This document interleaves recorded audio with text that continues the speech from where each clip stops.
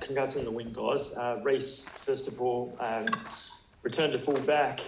You know, it's always a well-win journey for you, and you never quite know where you're going to pop up. But I'm sure you would have been pleased not only with the win, but also a really solid display there too. Yeah, it was obviously, we talked a lot about, over the last couple of weeks how disappointing it was, that second game in Argentina, and it was a long wait to get another chance to redeem ourselves as a group. So it was very pleasing the way that we started, and I guess capitalise on our opportunities, especially in that first sort of 60 minutes. Obviously very disappointing last 10, but to get the win over in Adelaide, and the amount of support that we had over there was unreal, and just a great day for all involved. Were you surprised that the Box, typically and particularly against New Zealand, they were so prolific with their box kicking and putting pressure on the fullbacks and the wingers? Were you surprised that their tactics, and they didn't quite go as perhaps put as much pressure in the air as they may have?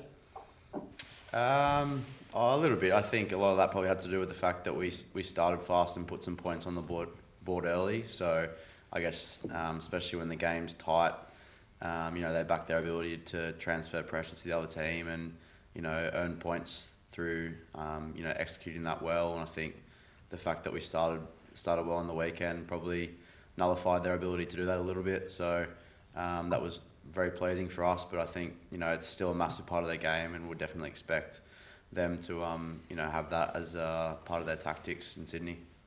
Yeah, and you just said beforehand it was a disappointing last 10 minutes. Yeah, sure, but obviously you get the win. But does that 10 minutes, does that almost help kind of steal your focus and make sure that you're always keeping your feet on the ground, particularly ahead of a bumper kind of match where there's going to be a sold-out crowd in Sydney? I think, to an extent, I think probably just more for us. Obviously, any win in a test match we savour, and we obviously weren't getting ahead of ourselves, but the fact that we had that bonus point, until they score those last couple of tries in the last 10 minutes was probably more the disappointing thing. So we know that they're obviously the world champions, and they've been, a top three side in the world for years now, and they're going to come out with some serious fire in their belly in Sydney. So we're always expecting them to come out firing, and we definitely aren't complacent in any sense of the word. So expecting a tough challenge in Sydney, and we're excited to have a chance to back it up. And just finally from my end, chance for silverware really, like it's only halfway through the comp, but given New Zealand stumbling and South Africa losing there, does there feel like, hey, this is high stakes rugby and that really like a great chance to mount your case before a Bledisloe series and the TRC? Every week in Test rugby is high stakes, but I think we have talked a lot as a group about us wanting to win trophies. So there's a chance to win one over the next 4 or 5 weeks. So it's obviously driving us, but you don't need any extra motivation to play for your country and to win Test matches. So we're looking forward to it. Hey Reece, how do you assess your performance against what you were sent out there to do?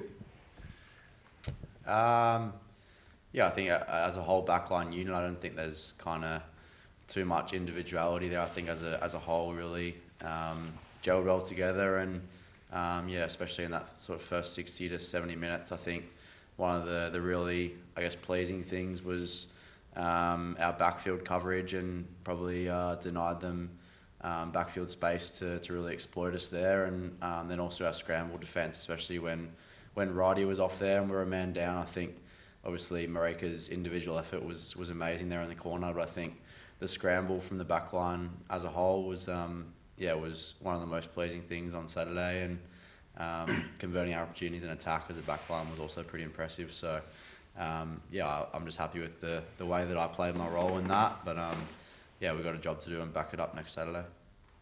Do you find it hard just talking about your own performance rather than team, like you are focusing in on what you did well?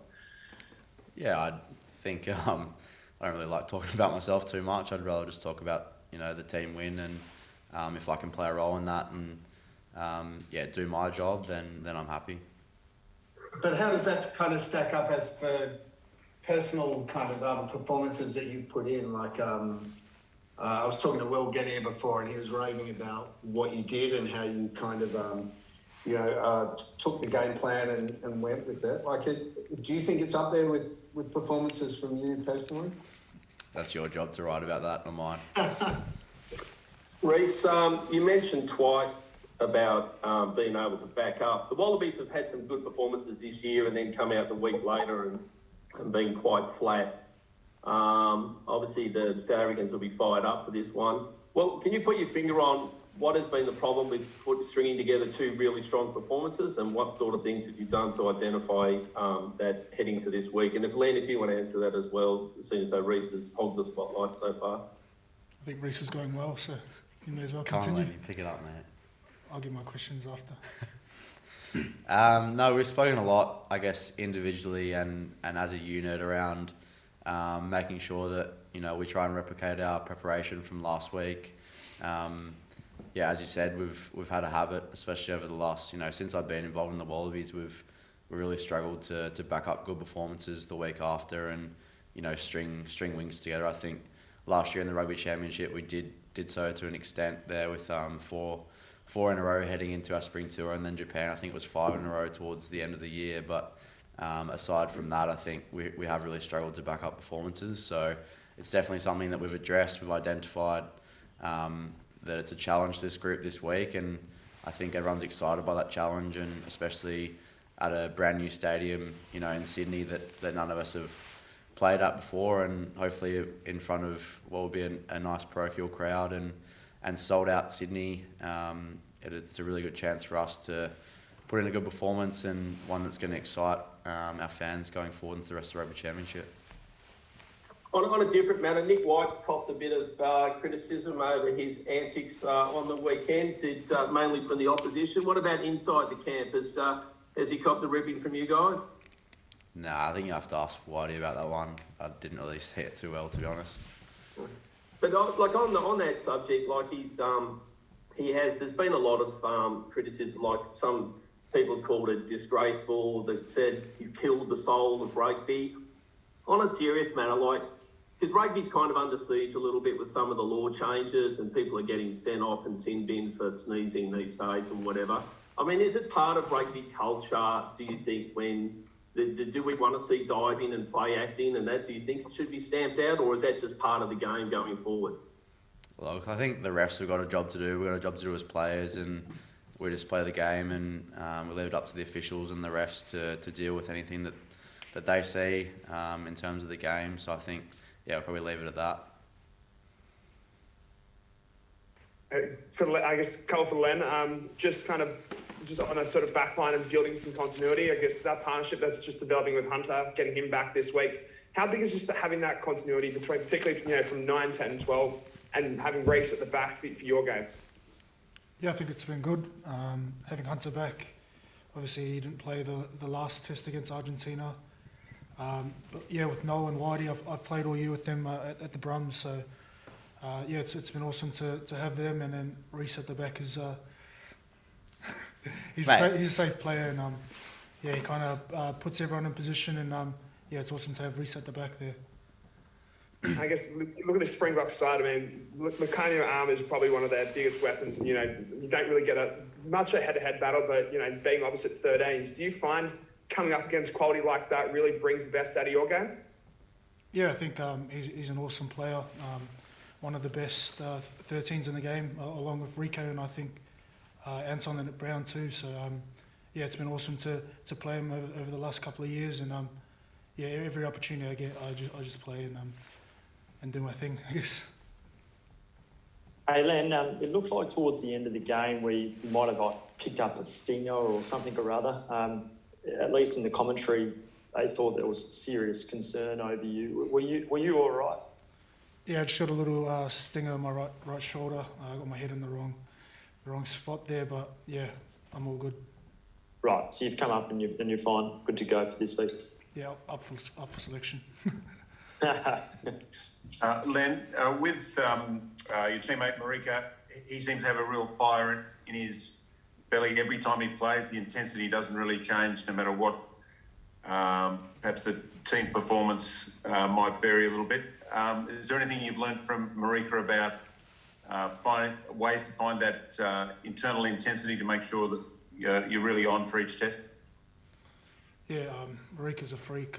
He wears his heart on his sleeve every game, and we kind of see that at training too. He works hard. He's one of the best trainers in the team, and you see that on the weekend. So with Marika, it's awesome to play along with him, and yeah, I'm just glad I'm on his team. Yeah. Do you learn anything from the way Marika goes about it? Because I believe he does go. He doesn't really hold back too much of training either. Is there something to be said for that? Yeah, just as work off the ball stuff.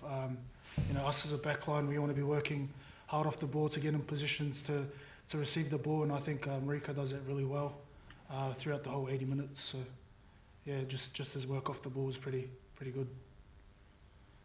You played a lot with Noah since his very early days with the Brums.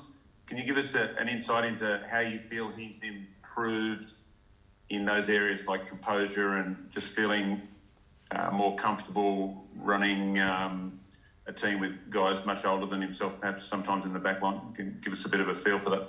Yeah, obviously playing with Noah the last couple of years, I guess for him it was more just giving him opportunity to play his game and giving the confidence to back himself. And for us as centres, me and Hunter, it's giving him the confidence to do what he does, play his footy, and just reacting off the things that he does. So yeah, it was awesome to see him play well last week. Is he a naturally confident kid, or does he need sort of reassurance from guys like you? Yeah, I think he's a pretty confident, pretty confident guy. Confident in his abilities, which he should be. I think he's a hell of a player. Just giving him the confidence to go out there and do his thing. So yeah, it was good. Hey Len, I'll just jump in here, mate, if that's okay. George. Nick, we talked about Nick White earlier, given he's managed to upset the entirety of South Africa. I don't know, to what extent would you guys be concerned that next time he's infringed against, the refs might kind of shrug it off and go, he's play acting again? Yeah, as Hodge said before, I think the refs have a job to do there, and for us, it's us to play the game, and I guess we're just going to leave it up to the refs there.